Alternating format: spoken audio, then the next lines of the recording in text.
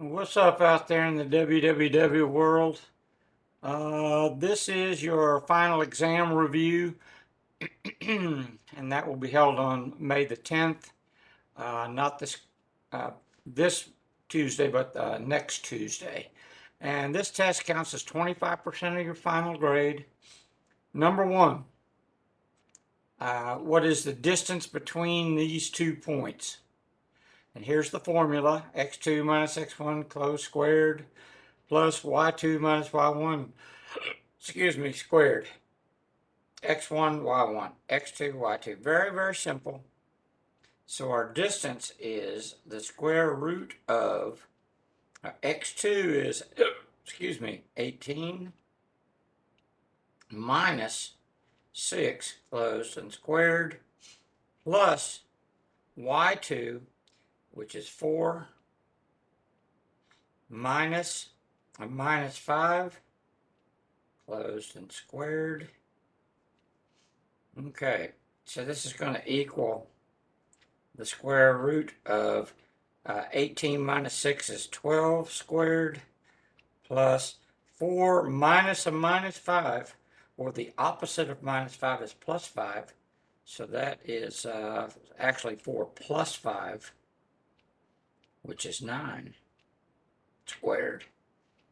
So that equals the square root of 144 plus 81, which is the square root of, what is that, 225? Which is 15. Is it plus or minus 15? No, because it's distance, and distance is always positive. Well, unless you're in Bizarro World or something. Number two, what the radius, D-I-U-S, and the center of the circle, the coordinates of the center of the circle, A-E-N-T-E-R.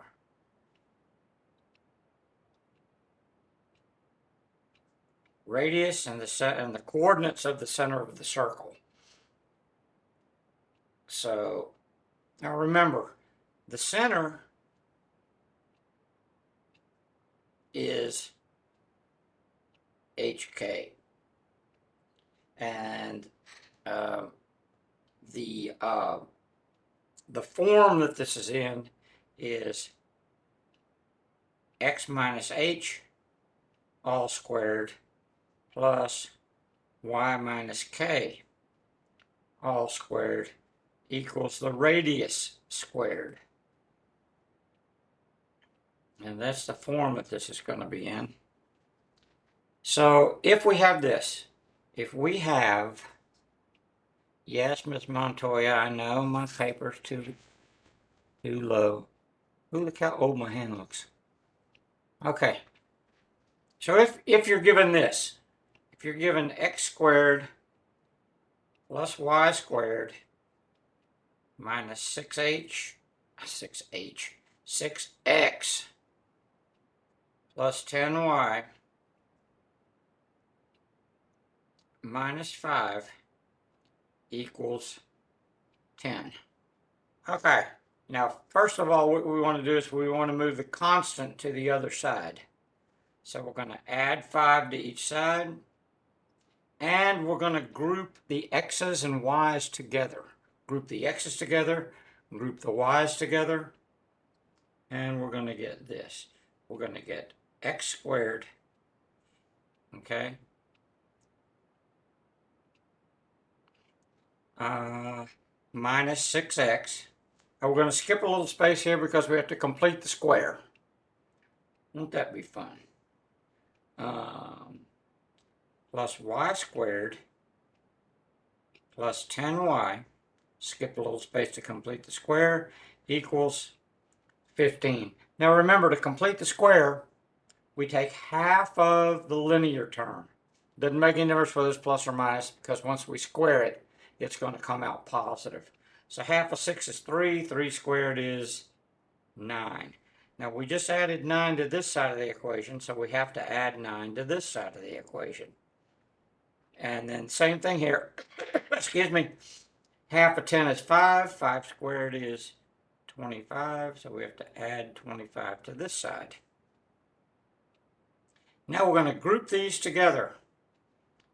We're going to group this one together and group this one together. These are perfect squares because we just made them perfect squares.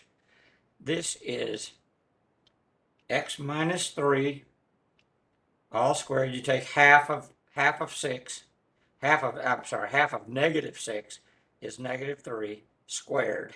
Now if you were to square this, if you were to do distributive property here, x minus 3 times x minus 3, you'd get this.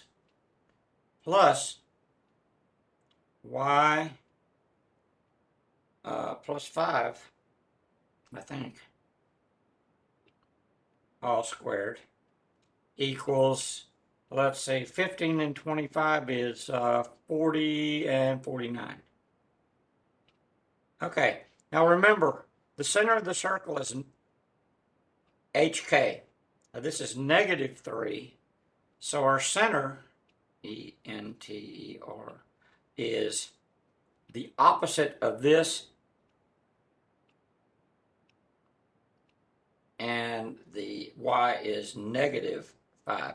Negative h, negative k, whatever that is, see, negative h, negative k. And our radius squared is 49, therefore the radius is it plus or minus 7? No, it's distance. It's just 7. There's our radius. There's the center of the circle. Oh, it's not the, yeah, that is the coordinate of the center of the circle. What could be more fun? All right, got it? Good.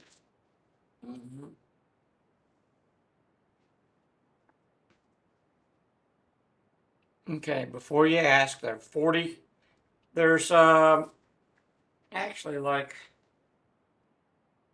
30 questions, but some of them are 2-part, so there's actually going to be 40 answers to this thing. But it's not difficult. Number 3. Find the x and the y intercepts. And don't tell me there they are right there. Find the THE EERCEBDS.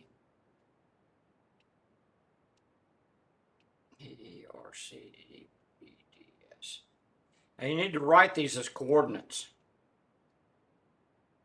As ES. Gosh, I hope you can read my writing here. Okay.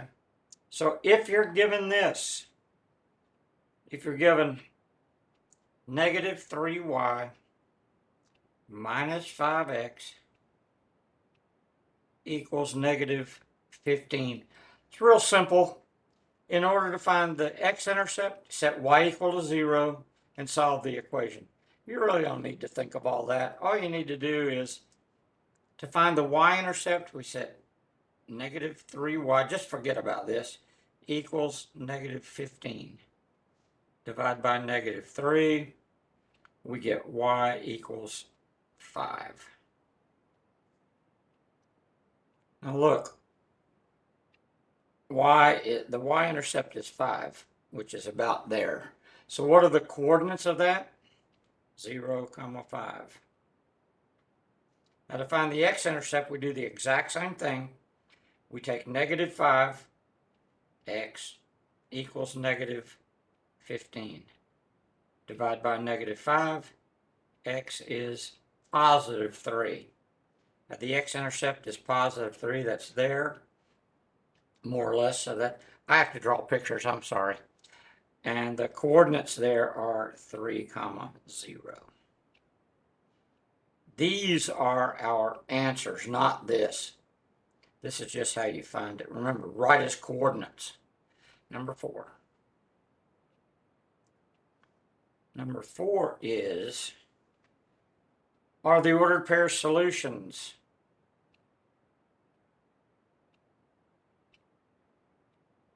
SOLUTI.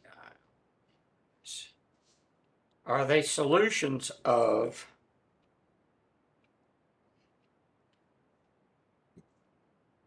5y minus x equals 18. Okay, and I've given you this. 4 comma 2 and negative 2 comma 4. And I gave you a nice pretty little box here. I did this myself. Had very little help. Yes, no, yes, no. How about that? Okay, so all we do is real simple.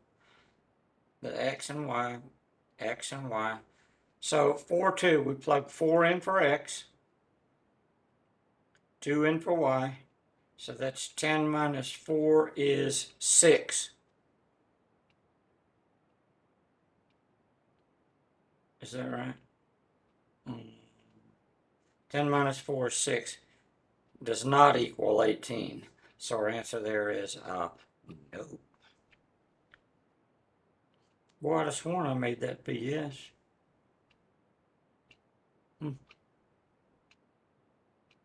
Goes to shouldn't goes to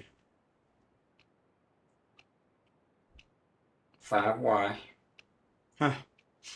Okay, now we put in negative 2 in for x. So we have 5 times y is 4 minus x. X is negative 2. Does that equal 18? 20 plus 2 does not equal 18. So both of those were no. I think on the test, one of them's going to be yes. Okay. But who knows? Number 5.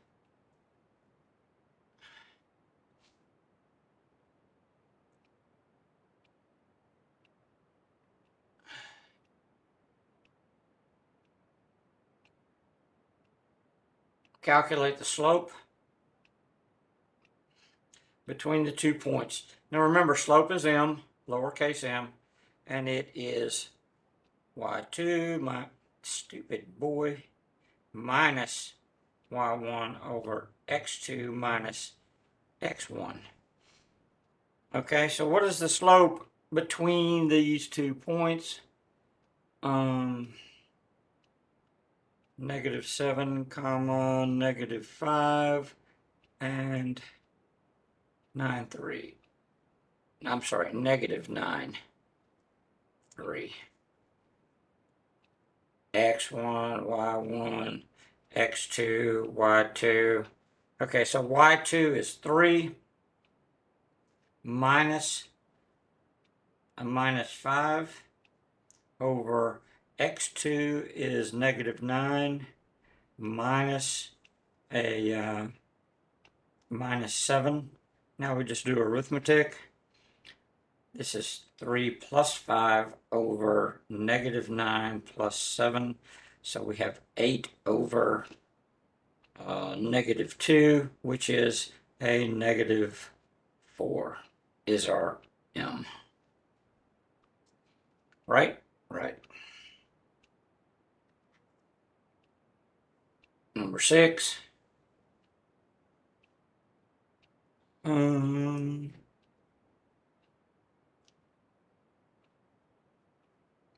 If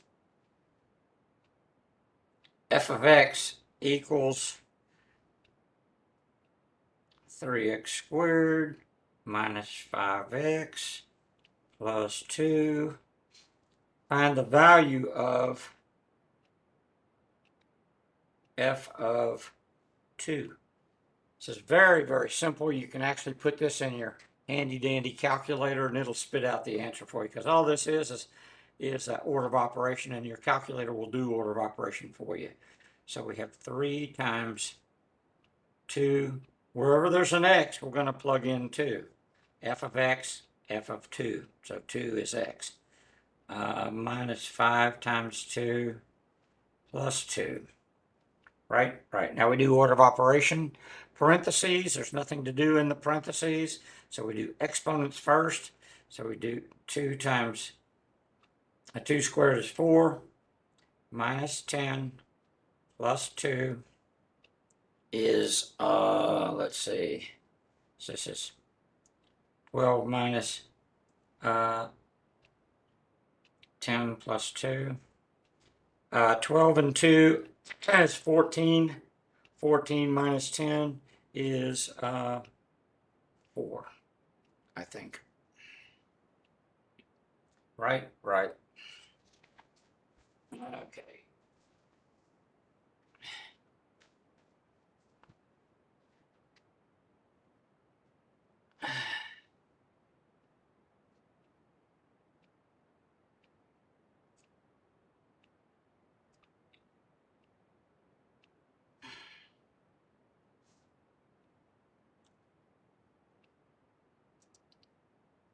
Okay. I'm going to write this equation in y equals mx plus b. Now that's called slope-intercept, because this is the slope, this is the y-intercept. Excuse me, of the line passing through the point 0, 4 with a slope of -5. Excuse me. So what are we given here? You're given a point and you're given the slope. And oddly enough, we're going to use the point slope formula, which is this. So we have y minus y1. Remember, that's x and that's y. So y minus 4 equals m. And remember, this is slope is m. So -5 open x minus 0. X minus x1. x1 is 0. So we have y minus 4 equals, now we do distributed property here. Excuse me. -5x and -5 times 0 is 0. So now we add 4 to each side. And we get y equals -5x plus 4. Right? Right. Okay. Oh, that was number 7, I think. Number 8. Find the midpoint. P-O-I-N-T.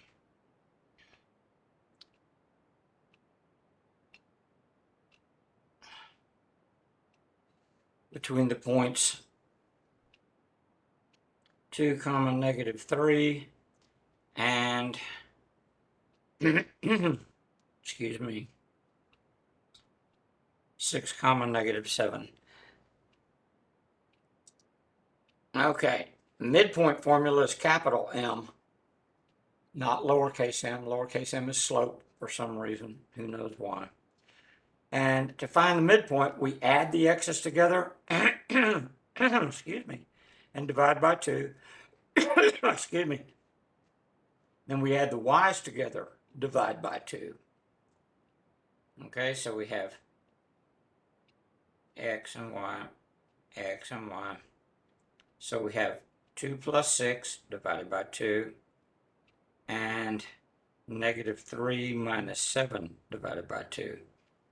So we have 8 over 2 and -10 over 2. So our midpoint here is 4, -5.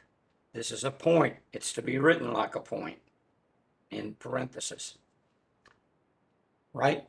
Right. Okay, number 9 is solve the inequality, graph it. Looks like I didn't mean to make that look like one word. Graph it and then show it in interval notation. Don't forget to show it in interval notation.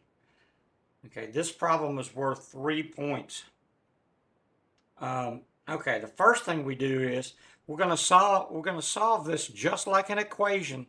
The only thing is we have 3 sides to this equation. This side, the center, and this. So our variable is here. So we want to get rid of addition subtraction first. So we're going to subtract 2 from all the sides, not just one, all of them. and we get negative 6 greater than negative 2a, which is greater than or equal to, what is it, negative 10? Now we divide by negative 2. Now remember, when you divide by a negative number, all the signs change. They flip. So we have negative 6 divided by negative 2 is a positive 3, but instead of 3 greater than, 3 becomes less than a. Same thing here. We're dividing by a negative number, so our sign's going to be less than or equal to 5. Okay, there's our solution. Now we graph it.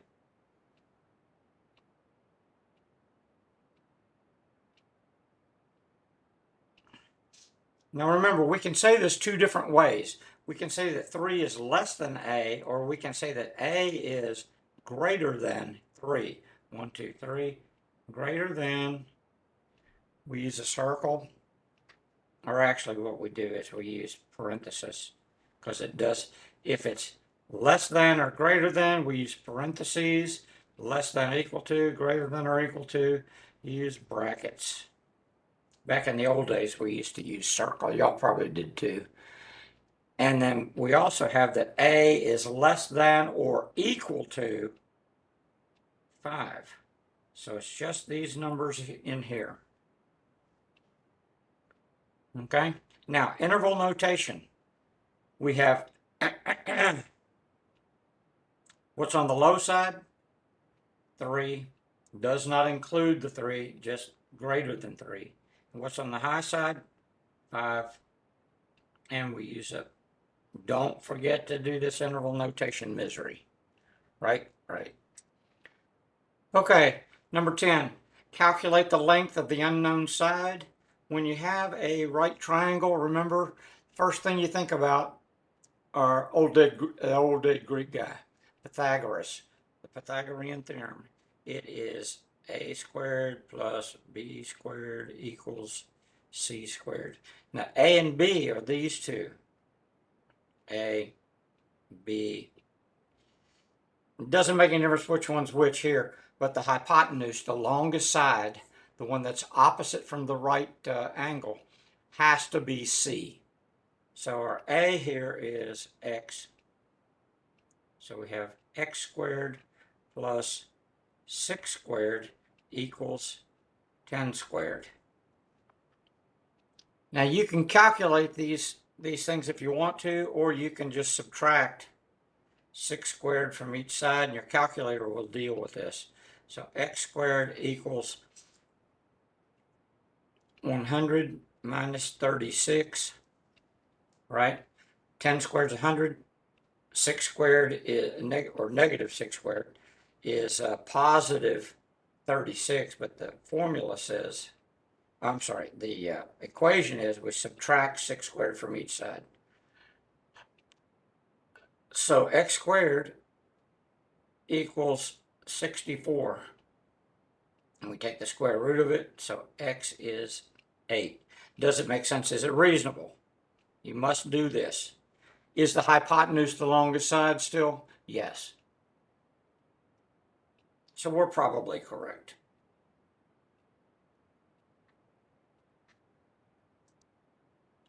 Okay, number 11 is solve for x. And we have 2x plus 1. Now, I moved this over so it wouldn't get confused with being underneath the radical. Square root of 2x plus 1 plus 5 equals 12. So that, remember, the first thing we do is we get rid of the addition subtraction. So we have square root of 2x plus 1 equals, what is it, 7? Okay, now what? How do you undo a square root?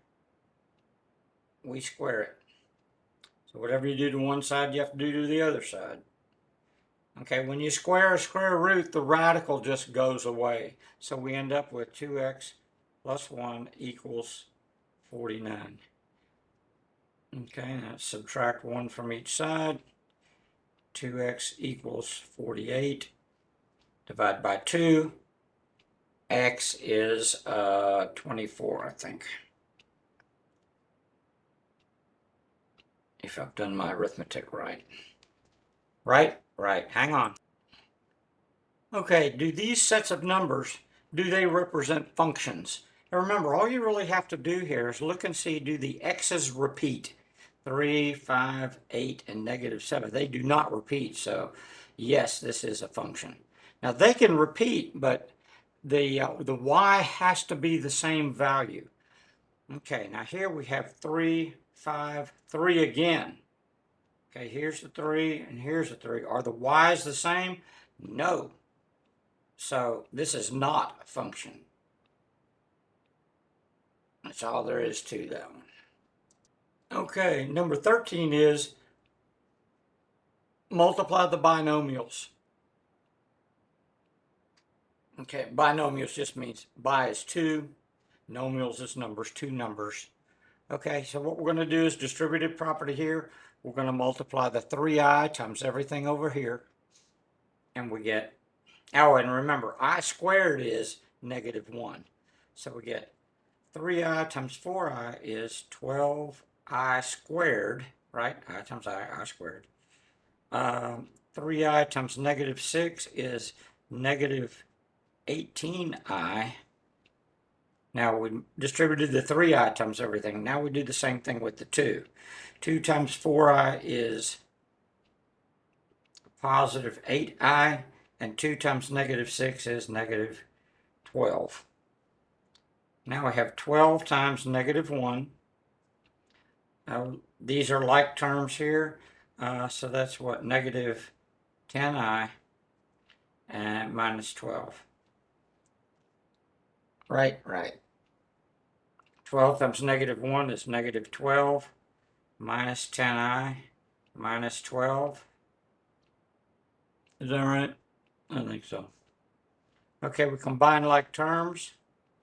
So we have -10i minus 24. And remember, really the only thing you have to remember here is that I squared is -1. Okay, number 14 is factor and solve. Don't forget to solve this. Okay, everything in here is positive, so we know that it's going to be x plus some number and x plus some number. Now, what are the factors of 10 that add up to 7?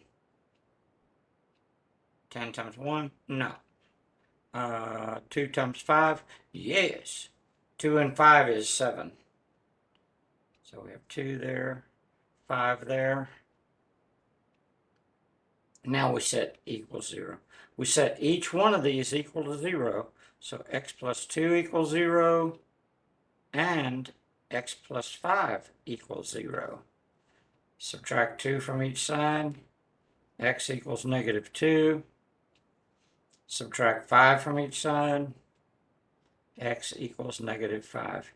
You can double check yourself. Put this in your handy dandy calculator, and it'll make a parabola that looks kind of like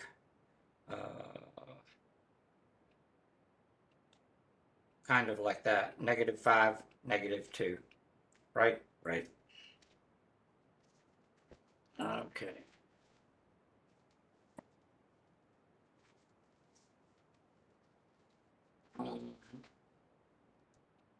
Okay, same kind of problem. Factor and solve. Now remember, the first thing you want to do with quadratics is to set it equal to 0. So we're going to subtract 20 from each side. And what do we get? A squared minus 25 equals 0. What do we have here? A nice pretty conjugate. The difference of, remember, it has to be the difference of 2 squared, subtract there. So we get, what do we have here? A plus 5 and a minus 5 equals 0.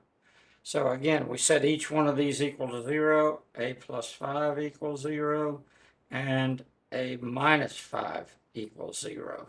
Subtract 5, subtract 5. So A is -5. And this one, +5, and A is +5. Or if you want to, you can say that A is plus or minus 5, whichever. 16, same thing. Factor and solve. B squared plus 10 equals -26. Now again, we want to set this equal to 0. Add 26 to each side. We get B squared plus 36 equals 0. Now this is the sum of two squares. So can we factor this? No. The sum of, in other words, adding two squares is prime. Nothing you can do. Right? Right.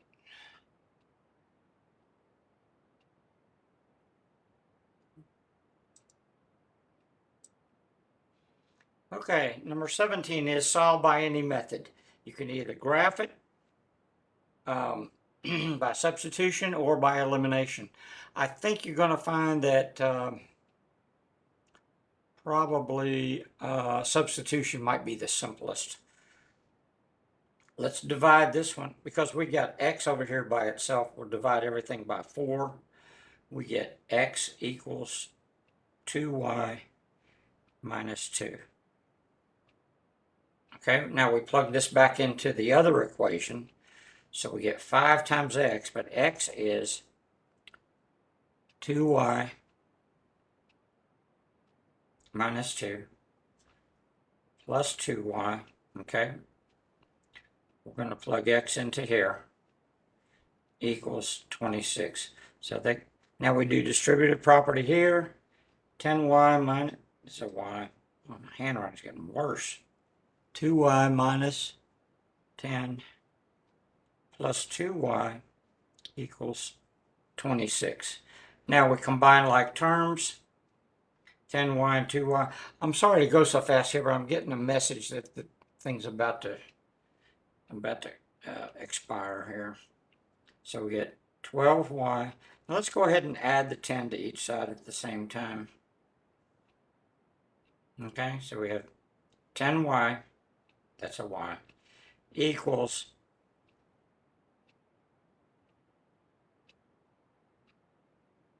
that's not 12, it's 12. 10y and 2y is 12. Let me redo this, stupid boy. 12y, okay, we're going to add 10 to each side, equals 36. Divide by 12, y is 3. Now remember, this is a point. It's to be written like a point. Now, look, this equation right here and this one are the same. They're just, all we did was we just rewrote it a little differently, rearranged it some. So it's already solved for x, and that's what we need here. So we know that x equals 2y minus 2. So x is going to equal 2 times y. Y we know is 3 minus 2. So 6 minus 2 is 4. So our answer here is, remember, it's to be written as a point, xy, 4 comma 3. Right? Right. Okay, I'm going to stop right here, and we'll pick up the rest of the thing on the next tape. I keep getting these messages that it's about to